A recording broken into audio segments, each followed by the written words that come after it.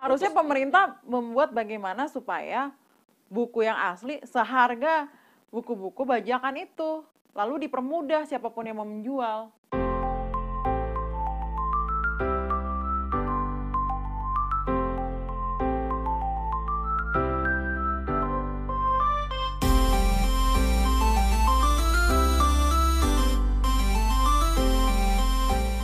Salam literasi. Sobat literasi, menjadi orang yang multitalenta sangatlah menyenangkan. Berbagai hal bisa dilakukan dengan kemampuan yang dimiliki. Mungkin itu berangkat dari gen, berangkat dari potensi yang dikembangkan oleh orang tuanya, atau potensi yang dikembangkan sendiri. Nah, di samping saya ada seorang gadis belia, dia seorang seniman, dia seorang penulis, seorang aktivis, advokat, dan sekarang sedang mengembangkan proyek air hujan untuk diminum. Nah, sekarang saya ingin menggali gitu ya, bagaimana sih seorang advokat, seorang seniman, seorang penulis dalam konteks literasi. Oke, selamat datang Mbak Kanti. Terima kasih. Halo, Mbak selamat Kanti datang. Wisnuwardani Janis. Tentu para penulis, seniman juga sudah mengetahui sosok Mbak Kanti ini gitu ya. Mbak Kanti juga seorang di sebuah organisasi besar di Satu Pena ya, sekretaris umum. Mbak Kanti, sebenarnya maunya jadi apa sih? Kok kayaknya borongan gitu ya? Kan nggak semua orang bisa kayak gitu kan. Advokat di bidang hukum, seniman kalau bisa dibilang advokat itu otak kiri kan, seniman otak kanan. Kok bisa semua gitu bisa? Itu ceritanya gimana? Kalau mulai dari ceritanya mungkin semua dari masa kecil ya. Orang tua saya selalu sering mengajak saya berpikir kritis. Kami sering diskusi di rumah. Tapi kalau lebih mundur lagi, mereka mulai dari membacakan saya cerita. Jadi saya setiap malam itu didongengin. Setelah didongengin, dari situ saya punya keingintahuan untuk tanpa sadar selalu ingin mencari, menggali cerita dari manapun gitu. Sampai akhirnya saya sendiri ingin bikin cerita. Bikin cerita. Iya. Dan itu otomatis kalau kita mau nulis cerita, kita kan harus nyari informasi terus. Dan dari situ kepala saya banyak terisi informasi, dan saya bukan tipe orang yang suka mengkotak-kotakan diri saya gitu. Jadi apa yang membuat saya tertarik ya saya pelajarin gitu. Dan dulu orang tua saya itu memberikan saya berbagai buku, mulai dari dongeng sampai ensiklopedia itu, dan juga tontonan. Akhirnya masuk ke tontonan itu beragam sekali, termasuk tentang luar angkasa, tentang anatomi tubuh manusia. Jadi topiknya macam-macam sejarah gitu ya? Topiknya luas banget gitu. Tadi dibacakan dongeng itu sejak usia berapa itu? Masih ingat gak? Wah, kayak semenjak saya punya ingatan sih gitu. Mungkin punya ingatan umur itu 3 tahun. Umur 3 tahun gitu yang ya. Saya ingat mungkin. Jadi menjelang tidur dibacain dulu sama bapak ibu. Sama ibu kebanyakan. Sama ibu. Tapi ayah juga suka cerita sih. Mendongeng gitu. Terus dibacain buku. Mendongeng atau mereka ngarang sendiri akhirnya ceritanya. Ngarang sendiri ya. Berarti koleksi gitu. Waktu itu udah punya banyak buku ya? Banyak buku. Terus ketika mereka udah kehabisan bahan, akhirnya mereka beliin saya itu kaset Sanggar Cerita. Audiobook. Iya, audiobook. Dulu tuh masuknya audiobook ya. Jadi buku yang bersuara gitu. Jadi ya. sandiwara radio tapi yang direkam kan, kisah-kisah dongeng-dongeng anak gitu. Dan itu sangat, mungkin kita kan pas lagi tidur udah masuk gelombang delta itu, alam bawah sadar kita cepat ngerekam tuh, pas ngantuk-ngantuk tuh masuk semua gitu. Nah terus dari kebiasaan dibacakan dongeng, terus lagi membaca buku, lalu muncul keinginan untuk membuat tulisan sendiri. Betul sekali. Waktu itu diajari atau bikin sendiri langsung? Alami aja sih, tapi ibu saya itu juga pinter gambar dia. Jadi dia juga sambil gambar kadang ada ceritanya juga. Dari situlah tuh saya jadi pengen bikin cerita bergambar juga, pengen ikutan bikin sanggar cerita juga. Jadi itu kaset-kaset abis saya tiban dengan suara saya. Kalau zaman dulu kan masih pakai tape ya, Mm-mm. pakai tape terus bisa di-record gitu, direkam, suara kita masuk sendiri gitu. Selain dibacakan buku, disiapkan buku, mungkin di rumah ada perpustakaan sendiri ya orang tua ya waktu itu ya. Memang minat baca kedua orang tua saya cukup tinggi Cukup ya, tinggi ya. apalagi ayah saya juga gitu. Jadi kalau hadiah mainan itu jarang ya. Tiap akhir pekan selalu diajaknya ke toko buku dan itu nggak dikasih batasan. Pokoknya kalau buku boleh beli, No limit. no limit No limit. Asik banget ya. gitu. Punya orang tua yang membebaskan anaknya untuk membeli buku apapun gitu ya. Iya, dan uang jajan saya juga habisnya buat beli buku. Beli buku gitu ya. Gitu. Bukan malah beli mainan atau jajan-jajanan, tapi malah buku Beli ya. buku sama beli apa? HVS. Untuk apa itu? Saya HVS? gambar. Oh, untuk gambar. Waktu itu udah dikenalin belum? Ketik Mulai ngetik itu umur 7 tahun. umur 7 tahun ketik apa waktu itu? Mulai ngetik cerita. Apa cerpen, novel? Waktu itu udah Cerpen masih baru. Karena waktu itu komputer tuh masih di kantor ibu saya. Terus saya kan suka ikutan jemput dia ke kantor. Terus komputernya masih DOS lah ya. Terus ya udah mulai ikut-ikutan ngetik di situ. Abis itu ya ada mesin tik juga sih. Saya lupa DOS dulu apa mesin tik duluan ya. Kalau di kantor sih DOS. Terus di rumah ada mesin tik kayaknya. Iya, kayak gitu. jadi pembiasaan di rumah yang dilakukan oleh orang tua dan orang tua menjadi contoh Betul. atau teladan literasi buat anaknya sehingga membuat Mbak Kanti muncul gitu ya bakat-bakat kepenulisannya gitu ya. Nah, Iya. berlanjut ke ini, ke sekolah. Waktu itu sekolah mendukung nggak sih Mbak Kanti untuk mendalami kepenulisan gitu kan? Soalnya kan di sekolah biasanya nggak diajar nulis gitu ya. Kalau sekolah saya lumayan sih, lumayan. Tapi mereka melihat saya suka menulis terus suruh ikut lomba gitu. Terus lomba Pernah juara? pernah, lomba menulis pernah, tapi lebih banyak lomba melukis. Lomba melukis. Jadi mereka ngelihat kan ada kelas seni lukis. Jadi saya harus karena mereka lihat oh ini anak bisa ngelukis. Jadi saya mulai diikutkan jadi ke lomba-lomba lukis gitu. Waktu itu pernah sampai paling jauh mana gitu? Pernah juara 1 Piala Pak Tino Sidin. Pak Tino Sidin itu dulu seorang pelukis yang sering muncul di TVRI. Iya, dan ternyata itu lomba terakhir Pak Tino Sidin sebelum beliau berpulang. Oh. Gitu. Waktu itu juara 1 tingkat nasional melukis. Tingkat nasional. Pernah juga Tahun berapa itu? tahun 90 berapa ya? 4 kalau saya nggak salah. 94. Okay. Kalau saya nggak salah ya. Sekitar tahun itu deh. Gitu.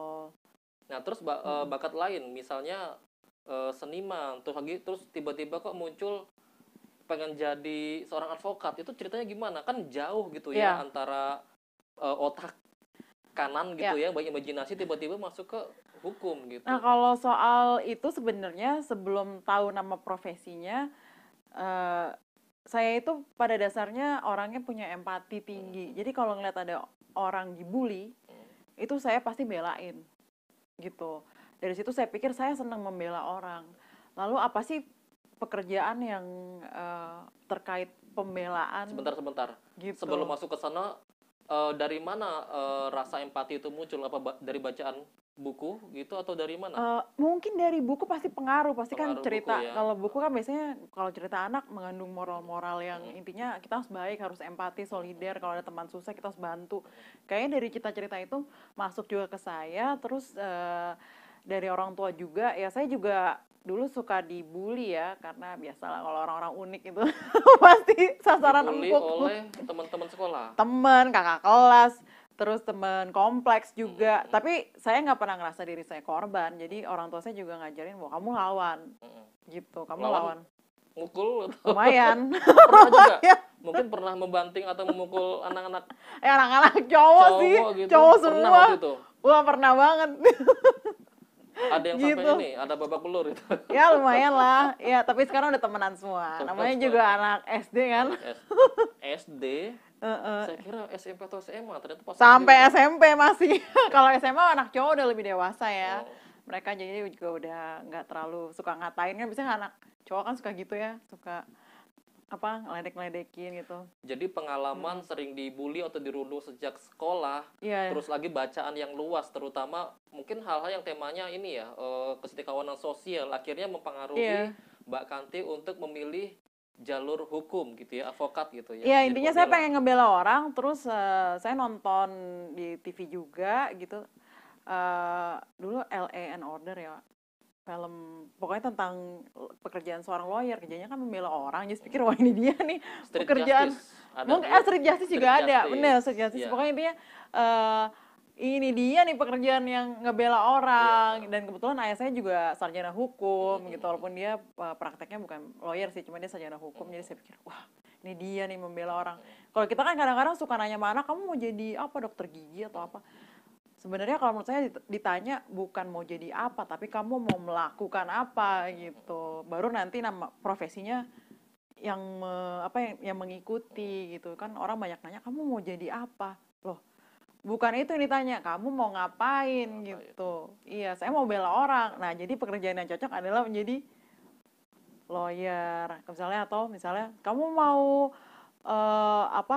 ingin memberitakan kejadian sehari-hari, jadilah wartawan misalnya gitu. Ada gak sih kaitan antara pengalaman menjadi seorang advokat gitu atau lawyer dengan ditulis di cerpen atau di novel gitu?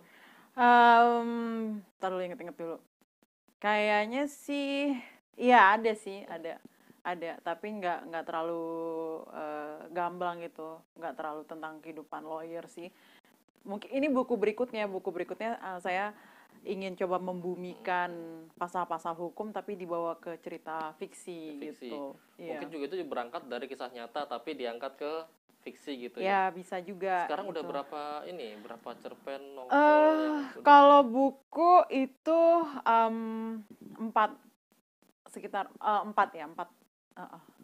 novel. 4 novel, dan itu juga Ya. sebagian juga terinspirasi dari kisah-kisah pengalaman gitu ya saat menjadi advokat gitu ya. Enggak, lebih kepada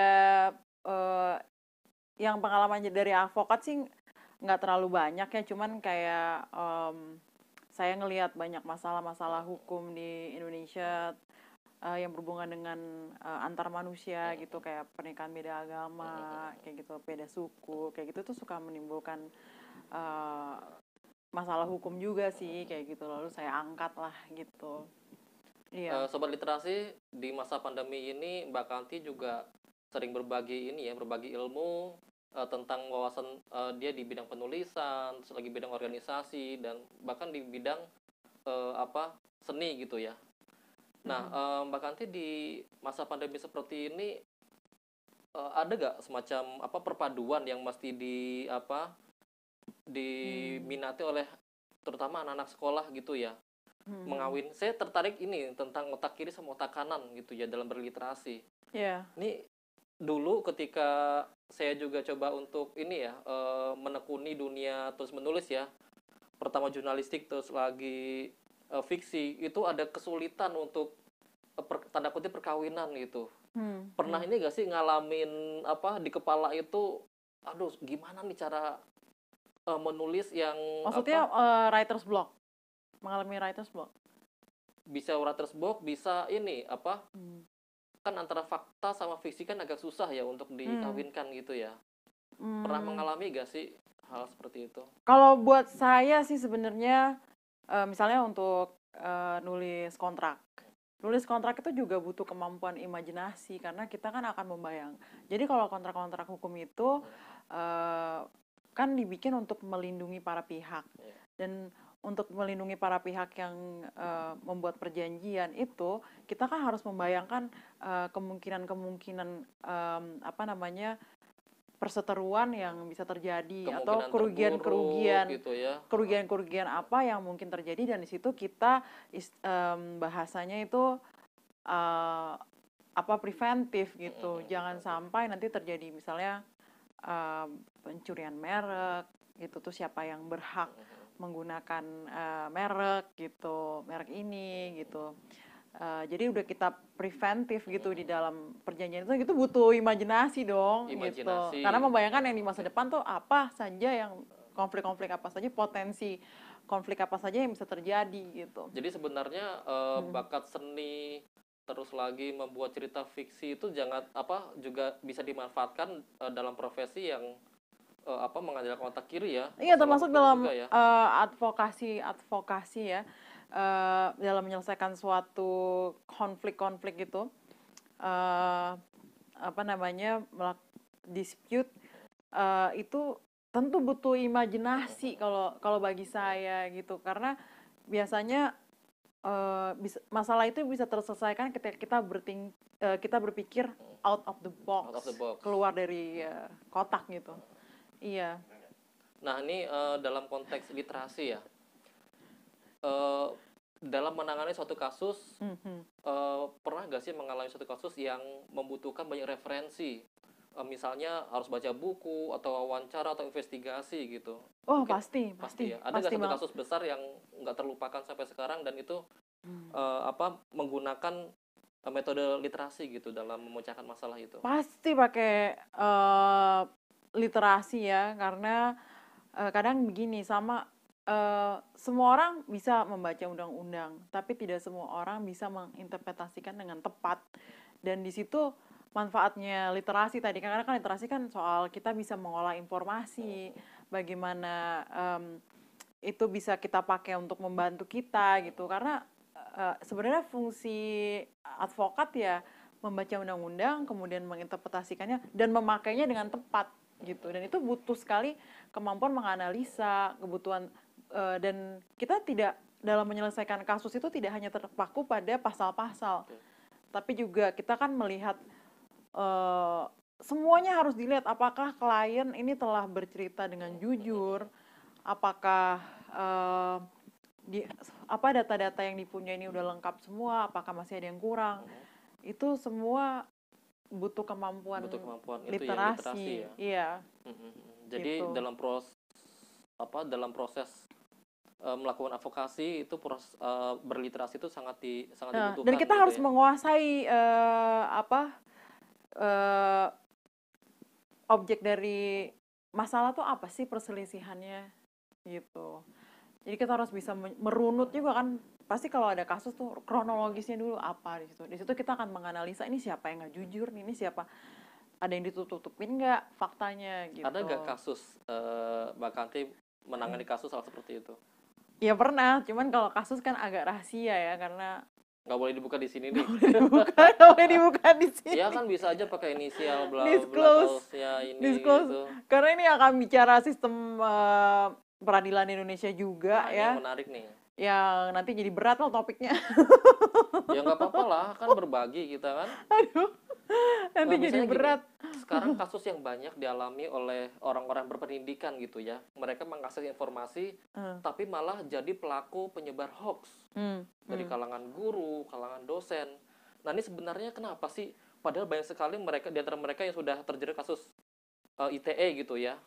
Tapi kok masih banyak melakukan gitu? Ini ada problem apa sebenarnya? Mereka sengaja atau nggak sengaja sih? Mereka menyebarkannya sengaja. Mereka tahu itu hoax. Nah ini perlu dikaji lagi, tapi saya yakin mereka tahu lah itu. Soalnya banyak ini, ada generasi baby boomer atau generasi X tapi udah ini peralihan ya. Bagi mereka itu kan dulu cara berpikir mereka, apapun yang muncul di media maka itu sudah diverifikasi, maka itu sudah menjadi suatu hal yang faktual. Gitu. Nah, jadi mereka perlu diliterasi digital dulu, bahwa keadaan sekarang ini udah beda. Siapapun bisa membuat konten dan menyiarkan. Kalau zaman dulu itu kan media massa itu harus punya namanya surat izin Usaha penerbitan. penyiaran penerbitan, kalau saya nggak lupa singkatannya SIUPP ya itu. Dan sulit sekali untuk mendapatkan itu. Tapi kalau sekarang siapapun ya, kayak kita lakukan pada hari ini kan siapapun membuat konten dan menyiarkan, dan platformnya ribuan. Macam-macam gitu Iya. ya. Bisa lewat WhatsApp, yang paling sering sih WhatsApp ya. WhatsApp, Facebook, dan ini YouTube, Facebook, generasi Twitter. yang agak jauh gapnya dengan teknologi digital sekarang ini perlu diedukasi sebenarnya gitu. Kadang sengaja, kadang nggak sengaja sih. Oh jadi Mbak Kanti melihat Gitu. generasi baby boomers ya, maksudnya tahun 70-an itu yang jadi banyak jadi Baby pelakunya boomer lebih ya. tua lagi, orang tuanya milenial misalnya, baby boomer tuh, dan generasi X kan yang peralihan lah, yang peralihan yang masih antara-antara. baby boomer. Oh, jadi ada semacam kesenjangan ya, gap antara eh, produksi berita di sebuah media yang dulu sangat ketat gitu kan, Sangat dengan ketat, faktual, dan ya. sekarang sangat bebas gitu Dan kan. referensi mereka kan zaman dulu buku, dari buku sudah aman dong gitu, karena kan buku juga dulu terbit nggak gampang juga, udah melalui suatu screening kan. Tapi kan mereka orang-orang Gitu. berpendidikan ya, mereka tentu Ya. bisa membedakan dong antara berita yang hoax mana yang enggak, ya kan? Tapi Ya. kok kenapa gitu mereka melakukan itu gitu, Eh, merugikan orang lain, memfitnah iya. gitu. Itu tadi kalau saya ngobrol sama generasi mereka sih, mau berpendidikan kayak kadang udah ada yang profesor, tapi karena itu tadi, karena soal habit ya, soal paradigma ya, karena dulu kan gitu, otomatis apapun yang ada di televisi, apapun yang ada di koran, maka itu benar gitu. Dan mereka memperlakukan media sosial masih seperti koran dan televisi di era mereka gitu. Itu kalau analisa saya ya, analisa sekilas lah gitu, observasi saya. Itu ada juga yang memang sengaja karena untuk kayak tujuan-tujuan tertentu gitu. Oke, sekarang kita kembali ke dunia yang sedang ditekuni Mbak Kanti juga ya, sejak lama, yaitu literasi ya. Mbak Kanti di Satu Pena, sekretaris umum, dan tentu saja banyak sekali kasus. Salah satunya adalah di dunia perbukuan ya, ada pembajakan. Ini yang masih hangat nih. Ini kira-kira dari kacamata seorang advokat dan juga penulis, ini kira-kira solusinya gimana sih? Sekarang banyak sekali loh penerbit bajakan gitu yang akhirnya menjadi dapat tempat juga karena mereka menjual dengan harga murah dan banyak yang berminat gitu. Ini gimana cara memutus mata rantai ini nih? Kalau menurut saya ya udah lingkaran setan ya. Karena pertama ya, penghargaan terhadap profesi penulis itu hampir tidak ada gitu, dari penghargaan oleh ya dari pemerintah sendiri. Karena kan yang punya, yang bisa membuat regulasi kan pemerintah. Tata niaga dunia perbukuan ini pasar bebas gitu, nggak ada yang mengatur gitu kan. Yang kuat yang menang. Jadi ada monopoli sebenarnya di sini gitu, ada monopoli, lalu tidak ada profesi ini akan menjadi dilindungi berikut dengan kontennya, yaitu intelektual propertinya juga akan ikut terlindungi kalau ada meletakkan profesi penulisnya adalah mulia dan sangat berharga gitu. Tapi kan nggak ada gitu dari pemerintah. Dilihat dari regulasi yang sampai sekarang masih nggak jelas gitu. Kalaupun ada regulasi tentang buku ya masih buku pendidikan. Tapi kalau buku-buku sastra yang di luar pendidikan, intinya yang di luar pendidikan itu nggak ada, pasar bebas gitu. Monopoli nggak diatur gitu. Sementara ada kebutuhan masyarakat untuk mendapatkan mendapatkan bacaan bagus yang murah gitu. Kalau saya lihat kan harusnya kita kan pelajarin dulu pembajakan nih terjadi kenapa sih? Karena buku mahal. Buku sulit didapatkan. Sulit didapatkan. Sementara kebutuhan terhadap buku tersebut tinggi gitu kan ya? Iya, terhadap kenapa sih, terus kita urut lagi kenapa sih mahal? Oh, harga pertama dari kertasnya, pajaknya tinggi, jadi otomatis untuk mencetak udah tinggi tuh biaya cetak. Terus habis itu penerbit pajak royaltinya tinggi nggak? Tinggi juga. Terus habis itu ternyata toko buku ngambil diskon, nggak ada pengaturan, bisa sampai baru toko bukunya aja udah minta 50%. 50% gitu ya. Nah terus gimana dong? Saya juga nggak bisa nyalain penerbit. Berarti kan harus ada regulasi ya. Tapi kan udah ada undang-undang sistem perbukuan ya, undang-undang nomor 3 tahun 2017. Udah, tapi itu baru buku pendidikan, buku bebas aja. Belum. Itu undang-undang tersebut nggak mengatur soal itu? Nggak mengatur soal itu. Berarti apa, harus ada undang-undang lagi atau semacam PP turunannya gitu yang memperjelas itu atau gimana? Dan iya harus ada, dan juga harus ada pemerintah kan harusnya begini. Jika ada suatu kebutuhan yang penting tetapi peminatnya masih sedikit, peminatnya kan sedikit tadi banyak ya, banyak faktor tadi karena mahal lah. Pemerintah harusnya memberikan subsidi gitu, karena itu sesuatu yang penting gitu. Subsidi itu maksudnya di kertas gitu ya? Bisa ya itu misalnya pengurangan pajak bagi kertas, bisa juga bagi penerbit dikasih kelonggaran juga gitu, dan kelonggaran dalam pembayaran pajak, bahkan mungkin dibebaskan pajaknya, pajak buku mungkin dibebaskan, pajak untuk penulis juga dibebaskan gitu. Tapi faktanya kan gini ya, kita bisa melihat banyak sekali toko biasanya di pinggir jalan gitu ya, itu yang menjual buku-buku bajakan. Kita tahu lah dengan diplastikin, bentuknya bagus, cuman harganya miring. Terus lagi di marketplace gitu kan, kita Ya, bisa melihat ya, buku fotokopian dijual dengan sangat murah, sementara harganya itu jauh berbeda dengan harga yang asli. ya, Kan kita tahu semua bahwa itu adalah suatu hal yang ilegal, ya, tapi ternyata karena permintaannya tinggi akhirnya ada terus. ya, betul. Nah, jadi ya mestinya gimana Ya cara harusnya memutus. pemerintah membuat bagaimana supaya buku yang asli seharga buku-buku bajakan itu, lalu dipermudah siapapun yang mau menjual. Ada gak sih solusi dari sisi literasi, misalnya kita menyadarkan Hmm. masyarakat supaya udah coba tolong hargai profesi penulis yang bersusah payah untuk membuat buku, Hmm. coba beli buku yang asli gitu. Bisa gak sih kita dorong ke sana itu? Eh, ya gini aja deh, kaitannya kalau mau bikin bangsa itu pintar, sediakan tulisan yang bermutu. Apakah mungkin tulisan yang bermutu itu bisa dihasilkan kalau yang membuat ini hidupnya nggak sejahtera gitu? Kayak saya terus terang nggak full jadi penulis, tidak penuh menjadi penulis karena ya saya harus mikirin bagaimana menghidupi diri saya, makanya masih jadi lawyer gitu. Jadi saya nulis kalau lagi Jadi senggang. subsidi silang istilahnya gitu ya. Iya, jadi saya nulis tuh kalau senggang. Akibatnya apa? Ya udah sekedarnya aja nulis. Jadi nggak bener-bener, karena kan nulis buku itu mau fiksi kayak mau buku textbook, semuanya sama membutuhkan riset Tapi gitu. sekarang itu Nggak simsalabim. iya. Heeh. Sekarang ini profesi penulis ini udah mulai ini ya, udah mulai diakui banyak gitu kan. Konten kreator istilahnya gitu ya. Mau nulis untuk skenario, untuk film, untuk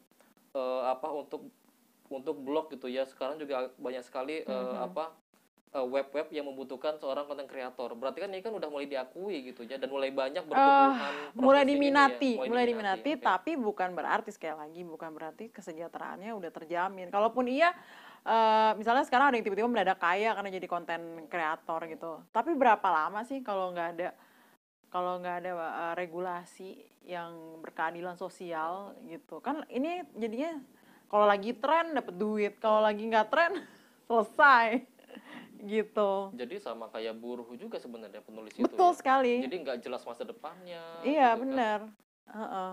Jadi sementara kalau apa namanya, kalau di beberapa negara itu yang literasi yang sastranya maju, itu peraturannya jelas banget Jelas banget. gitu. Bahkan mereka ada yang namanya agen naskah gitu. Agensi gitu ya. Ya ada agen, dan penulis itu nggak boleh langsung kontak dengan penerbit gitu. Si agen naskah ini akan membela kepentingan dia dan sekaligus mengkurasi naskah-naskah gitu. Kalau naskahnya nggak lolos dari dan ini mereka terdaftar di negara, si agen naskahnya ini, dan ini menjaga konten juga Nah, ini mungkin masukan buat gitu. organisasi penulis atau bahkan penerbit gitu ya.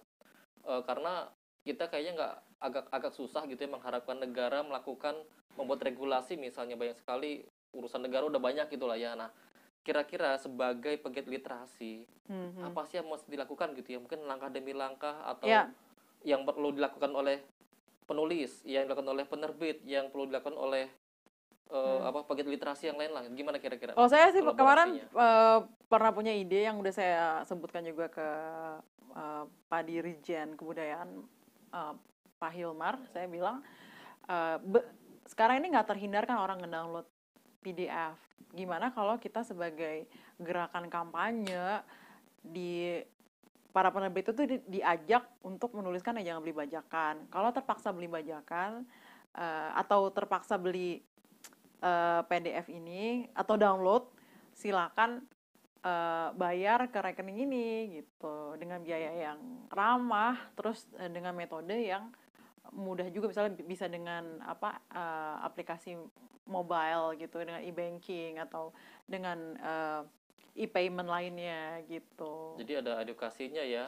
Iya, Ada jadi kalau memang edukasinya. Anda terpaksa ngedownload ini, tapi kalau bisa tolong untuk menghargai intellectual property, silakan transfer ke sini gitu. Itu sih ajakan saya yang paling mudah gitu untuk ke penerbit-penerbit untuk melakukan itu, dan atau kepada penulis yang udah mulai self publish gitu.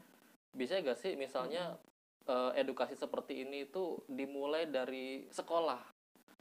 Iya, harus bisa banget, bisa Apa banget. perlu masuk kurikulum atau Ya harus bagaimana yang harus. praktis Jadi itu? kalau misalnya ada pelajaran bahasa Indonesia, ya mulai dulu dari fondasinya gitu. Kenapa sih kita harus membaca lalu menghargai intellectual property? Apalagi era digital ya. Kekayaan intelektual itu adalah tambang emas gitu. Tapi kalau perlindungannya nggak jelas, terus untuk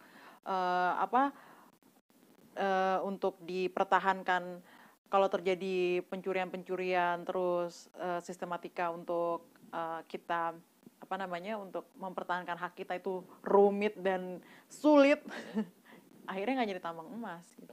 Potensi sekali. Ini kalau Inggris itu maju, Inggris itu jadi mereka kan dulu kan revolusi industri, mereka duluan yang revolusi industri, terus mereka ngelihat wah ini udah kalah sama Jerman, akhirnya mereka banting setir, tidak lagi fokus di industri yang industri mesin, mereka beralih ke kreatif industri, makanya mereka bikin namanya band-band itu The Beatles, terus Queen, terus ada dulu istilahnya Britpop gitu. Jadi mereka mulai dari situ bikin icon-icon pop, terus dijual musiknya, dari musiknya kan dapat royalti, habis itu dijual kaosnya, ya kayak gitu. Dan itu Rolling Stone dulu. Jadi itu sebenarnya memang strateginya pemerintah Inggris gitu untuk mengubah haluan industri mereka dari industri mesin menjadi kreatif industri.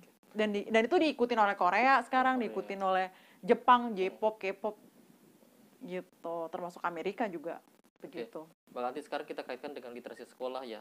Bisa gak sih konten-konten penyadaran terhadap masyarakat gitu ya, itu bisa jadi konten juga dalam pelaksanaan gerakan literasi sekolah? Oh iya dong, iya, karena saya lihat kan teman-teman pegiat literasi sekolah ini kan orang-orang yang di lapangan, yang langsung, dan mungkin lebih rileks kali ya, karena hubungannya bukan antar murid dan guru gitu, sehingga mungkin bisa kadang-kadang hal-hal penyadaran seperti ini kan yang disentuh alam bawah sadar juga gitu, jadi bisa lebih rileks gitu dan lebih masuk dengan bahasa-bahasa yang nggak kaku, mungkin dengan metode-metode yang lebih santai gitu.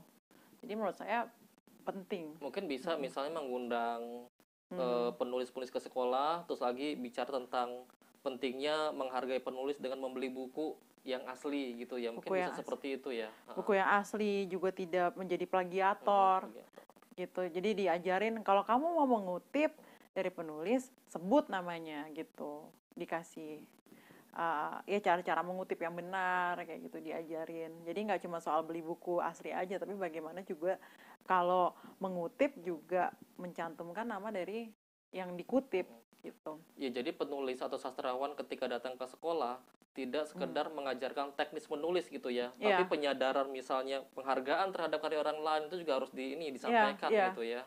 Iya, karena kan balik lagi tadi intellectual property atau kekayaan intelektual nggak cuma soal tulisan gitu, ilustrasi, terus termasuk juga copywriter tuh ya, tagline iklan gitu, itu termasuk dari kekayaan intelektual dan harus dihargain.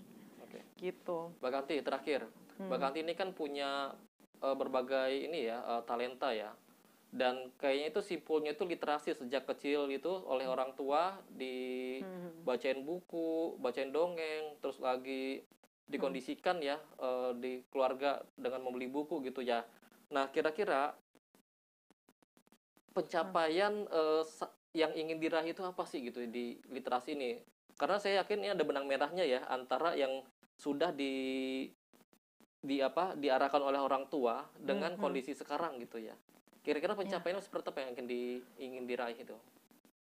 Kalau saya sih dari dulu tujuan hidup saya itu ingin, kalau saya bilang melawan penindasan, berat banget nggak tuh? penindasan. Karena saya itu balik lagi tadi. Kenapa saya kan mau jadi Saya jadi semangat ini. saya mau jadi mendengar advokat. kata-kata ini nih. Karena saya itu nggak tahan lihat penindasan. Dan saya ngelihat cara terbaik melawan penindasan adalah membangun kesadaran. Membangun kesadaran. Membangun Oke. kesadaran. Saya nggak bisa nolong siapapun. Begitu juga dengan klien-klien saya misalnya menghadapi kekerasan dalam rumah tangga. Saya udah kasih langkah begini step by step. Tapi kalau di kepala dia tidak bisa keluar dari situasi itu, maka dia akan selalu terjebak. Banyak sekali kasus kekerasan yang wah tapi nanti saya gimana dong, keluar dari rumah nggak bisa makan, saya keluar dari rumah nanti, atau saya misalnya ada kekerasan dari suaminya, saya cerai, saya jadi janda, gimana dong nanti.